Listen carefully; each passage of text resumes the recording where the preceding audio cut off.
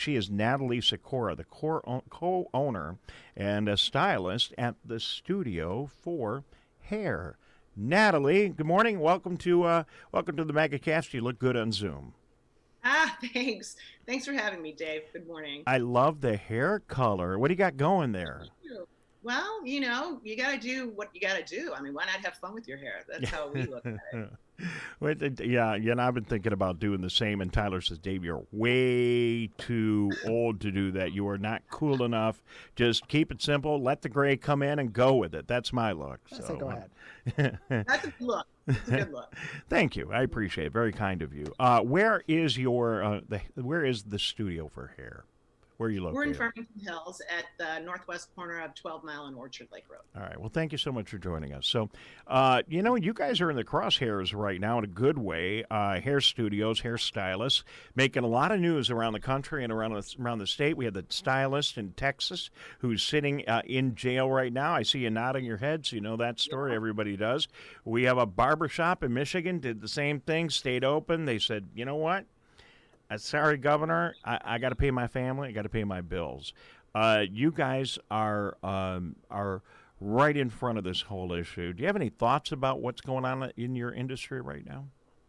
Well, I have a ton of thoughts about what's going on in my Well, industry. that's what we're doing. Tell us. What are you thinking? I think that first of all, I think people are going to see us as far more essential than perhaps they saw us as before. So that's a good thing for our industry. I think that it's challenging times and for people to be making choices. I mean, we've chosen to follow the governor mandate, and we've chosen to follow the law in that respect. And I don't have judgments about people who don't. Everybody has their own journey and their own story. However, for our team and what we're about in our culture, we're following the government mandate. Well, and I applaud that. I understand what these other folks are doing, but that's what no matter what side of the aisle you're on, let's follow the laws. Even we can protest the laws. Let's try and follow the laws, and it's tough. And you're right. You're so right. I need a haircut so bad. I have not appreciated So do the I. You look great. I have not appreciated the folks that take care of me more than ever right now. So, what's going on? Is it hard for you? How you getting by, and how your friends getting by? Well, yeah. I mean, I have friends across North America, Salon is across North America, and there's a ton of social media pages that we're all on together. And for sure, the states like Georgia that's already open, we're all learning from them on how it is actually to negotiate wearing a mask and a shield and all the additional sanitation that we have to do and how that looks and the limited amount of guests that can be in our salon. That's challenging. So really from the time we've been shut down, and we shut down March, I don't know, 17th, 16th, something like that. First of all, our goal was to get everyone on our team unemployment because we had to lay everyone off. And so we were able to manage that. So that's good. We did secure a PPP loan, which is challenging again. There's so many different requirements and legal documents that you have to have even in spending your PPP. And they're not, the SBA does not have that information to anyone yet. So that's challenging. And I think just keeping people on board. So we have developed a lot of new skill sets with Zoom meetings and to keep in touch with our team and to have people have a schedule. We found out early on that when people have a schedule and they feel that they're moving forward, that really helps people have confidence in what's happening. Certainly helped me. Natalie Sikora is joining us. She's a co-owner and stylist of the Studio for Hair in Farmington Hills. We thank you very much. So it's good to hear, and I'm not surprised that you're keeping in touch with your colleagues around the country. What are you hearing from Georgia, where they are open now?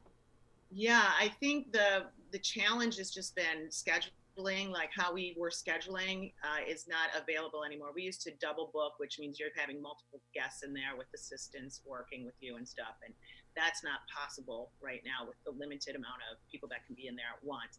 So a lot of it is just looking at how they've developed you have to put the plexiglass at the front desk and the gloves, the masks, the everything like that. It's hot. That's the primary thing that everybody says. It's very hot, just breathing and having that mask on, and they're recommending taking breaks throughout the day that you can take the mask off and be outside and just breathe and then go back in. I mean, I really, at this stage, I am so inspired and admire our healthcare professionals that wear masks all the time, because you see how much blowback there is from people around wearing a mask, and they're not comfortable. So working and talking and wearing a mask, it's going to be interesting. And first of all, I don't know those earrings are going to work. They're a great look right now, but I don't know you're going to be able to make that work with. Right, those are those are some great earrings. Listen, Natalie, it's going to be really tough, and you think about the quintessential non-therapist that we all have. It's our bartender and the person that cuts our hair, or our stylist. And we all seem to develop we're deep. Many of us don't have superficial relationships and conversations, at least, with our stylist and our bartender. So that might be a little bit hard to do through all that apparatus. What do you think? Well, I think we all have to find ways to recreate our reality moving forward. It's not just our industry, it's everybody. So currently what my team is doing is everyone is reaching out and doing FaceTime consultations with their guests, just to kind of see if anybody's done anything to their hair, because that impacts how to correct it and what they need to do coming back in.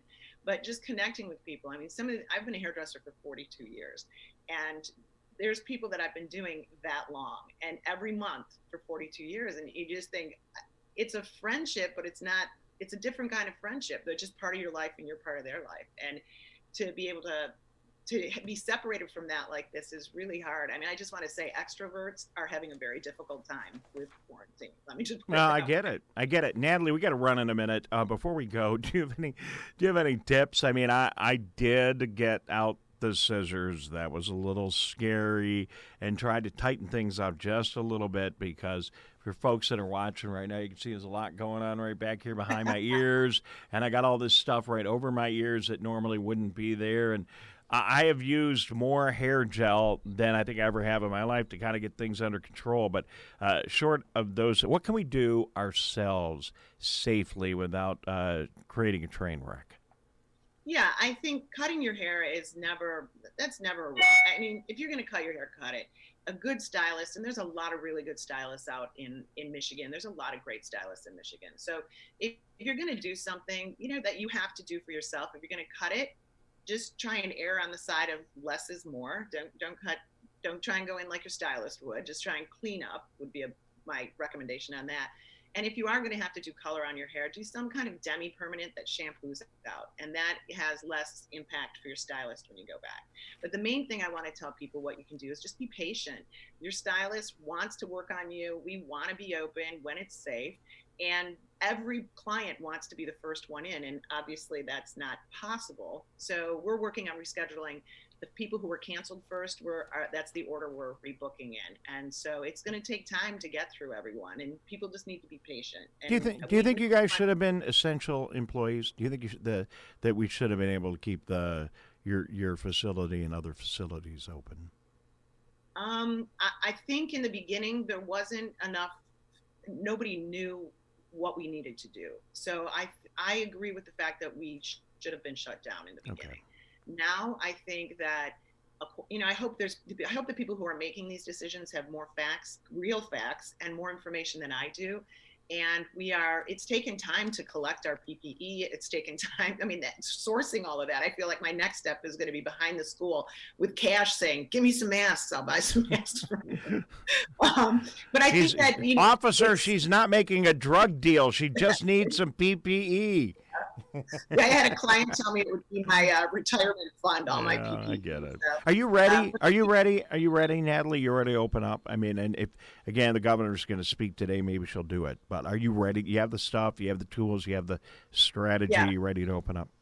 Yeah, I think that's it, the strategy. Our protocols and systems for how to move people through the salon, that's like the primary thing that we're changing. Yes, we have collected an exorbitant amount of PPE, so we're ready on that front. We've made changes in our studio, so we're ready on that front. And now it's just a matter of, we'll do a dry run the day before we open so that we understand how the timing is going to work to move people through and what that's going to look like. It's just a different it's just a different business than the one we left. All right. Thank you very much for your time today. I really enjoyed meeting you. You're a lot of fun. Thank you so much. Good luck with everything. I'm glad you got your PPP loan and you're doing okay, and that you're not going to be one of those 1 in 7 businesses that is not going to survive. And I look forward to meeting. I look forward to meeting you in person. And thank you very much. And please express our best wishes for good luck to all of the folks in your industry. Thank you so much. It was a pleasure being here. Natalie Sikora, she is the co-owner and a stylist at the Studio for Hair in Farmington Hills.